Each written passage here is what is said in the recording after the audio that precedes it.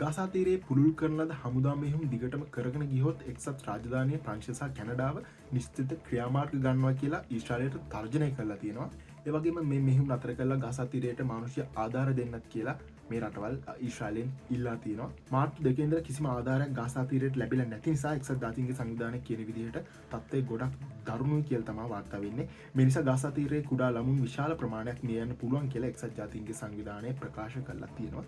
ඒ වගේම මේ රටවල නායකයින් කියන විදිහට ඊශ්‍රායලය තමන්ව ආරක්ෂා කර ගැනීම වෙනුවෙන් තියෙන අයිතියට ගරු කරන බවත් ඒත් ඊශ්‍රායලය අමානුෂීය විදිහට ගාසා සිවිල් වැසියන්ට ලැබෙන ආධාර පවා ලබා නොදී මිනිස් අයිතිවාසිකම් උල්ලංඝනය කරන බව තමයි මේ රටවල් ඊශ්‍රායලයට කියන්නේ. ඒ වගේම මේ වන විට ඊශ්‍රායලයේ මෙහෙයුම් නිසා ගාසා වැසියන් 53,000කට අධික පිරිසක් මිය ගිහිල්ලා තියෙනවා කියලා විදේශ මාධ්‍ය වාර්තා කරනවා. එක්සත් රාජධානී කැනඩාව සහ ප්‍රංශය මේ කියලා තියෙන වෝනින් එකට ඊශ්‍රායල ප්‍රතිචාර දක්වලා තියෙනවා. මේ හැමදේම ඊශ්‍රායලය ප්‍රතික්ෂේප කරලා තියෙනවා. නෙතන්යාහු කියන විදිහට ගාසා තීරයට මූලික ආධාර දෙනවා. නමුත් මුළු ගාසා තීරයම අත්පත් කරගන්න බවත් හමාස් රඳවාගෙන ඉන්න ඔක්තෝබර් 7 වෙනිදා බලන්න මතකද ඔක්තෝබර් 7 වෙනිදා සිද්ධිය.